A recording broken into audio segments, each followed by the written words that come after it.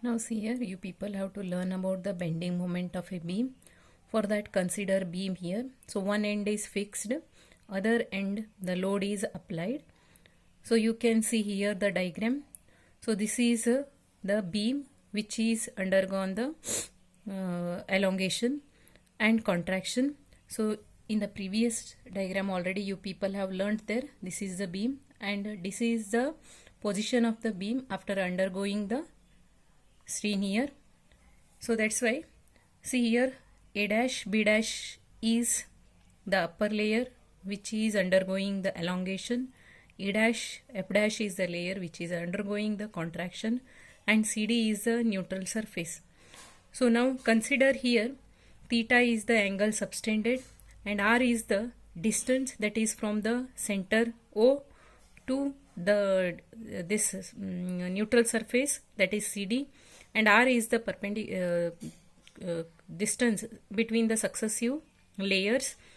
So next see here, consider the shape of different layers of the beam that is imagined to form the part of concentric circles of varying radii, and R be the radius of the circle to which the neutral surface forms a part. So CD is equal to R theta. Theta is angle subtended here by the layers at the center O, and AB has been elongated to A dash B dash, and the change in the length is considered as here A dash B dash, that is minus AB. But remember that AB is equal to CD and that is equal to R theta. Here already CD is equal to R theta, means you can see here in the previous diagram AB is equal to CD. That's why it is considered as AB is equal to CD. So successive layers are separated by a distance here small r. Next see, that is the A dash B dash, that is considered as here R plus R, that is theta. Next change in the length is considered as this, that is R plus R theta minus R theta, that is equal to small r theta. Next original length, that is equal to AB and that is equal to R theta. After that linear strain that it is considered, that is original length divided by change in the length, that it is considered as small r divided by capital R. Equation number 1 it is. Next Young's modulus Y is equal to longitudinal stress divided by linear strain. So that longitudinal stress is equal to Y, that it is into linear strain here cross multiplied, and that is equal to Y into R divided by R. So stress is equal to F divided by A. Next F divided by A is equated to this equation. So finally you are getting F is equal to YAR divided by R. So moment of this force about the neutral axis, that is equal to F into its distance. So that is equal to F into small r.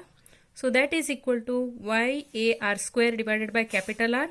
So moment of the force acting on the entire beam is considered as, this is only moment of this force about the neutral axis. If it is considered as entire beam, then you have to consider here it as summation of YAR square divided by R. So that is equal to Y by R into summation of AR square.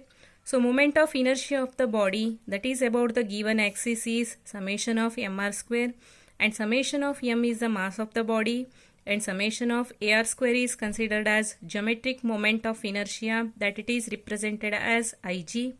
So that IG is equal to summation of AR square, and that it is represented as equal to K square. A is the area of cross section of the beam and K is equal to radius of gyration about the neutral axis. Then see moment of the force that is equal to Y by R into IG, and bending moment is equal to Y by R into IG. So expression for bending moment, that is for rectangular cross section and that is for circular cross section. So bending moment for rectangular cross section is Y by R into BT cube divided by 12. So where B is breadth and D is thickness of the beam. Similarly bending moment for circular cross section, that is Y by R into pi by 4 rho raised to 4, where rho is radius of the beam.